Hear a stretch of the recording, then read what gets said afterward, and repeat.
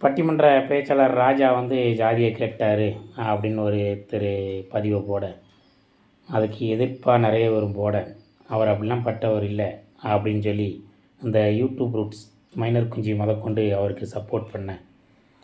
சரிங்களா? இது ஒரு பக்கம் போய்கிட்டு இருக்கு.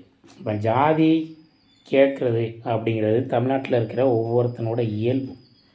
அந்த இயல்பு அப்படிங்கிறது எப்படி வருது அப்படின்னா, இந்த எலெக்ஷன் நடந்தால் கூட இந்த தொகுதியில் இந்த ஜாதிக்காரன் ஓட்டு அதிகமாக இருக்கும், அந்த ஜாதிக்காரன் நிப்பாட்ட அப்படின்னு தான் நிப்பாட்டுற நடைமுறை இன்னும் இருக்கோ தவிர ஒன்றும் மாற்று நடைமுறை எதுவும் கிடையாது. அப்படிங்கும்போது எப்படி ஜாதி போகும்?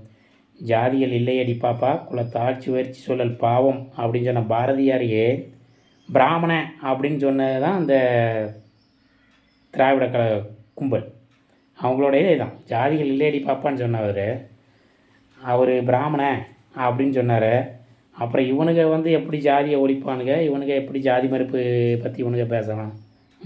ஆனால் இந்த மைனர் குஞ்சிலாம் நேற்று ஒரு வீடியோ போட்டிருக்கிறான் யூடியூப் ரூட்ஸ்லேருந்து. அவர் அப்படி பேசியிருக்க மாட்டார், அதுக்கு அப்படி அவர் விளக்கம் கொடுத்துட்டாரு, இது கொடுத்துட்டாருன்னு.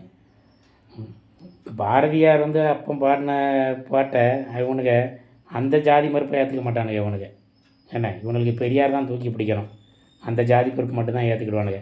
ஆனால் பெரியாரோட திராவிடர் கழகம் வெளியிட்ட தமிழர் தலைவரில் உள்ளே பார்த்தாச்சுன்னா எல்லாமே அவங்களோட அப்பா பேர் நாயக்கர், அண்ணன் பேர் நாயக்கர், அக்கா பேர் அவங்களோட மச்சான் பேர் நாயக்கர், அப்படி தான் இருக்கும்.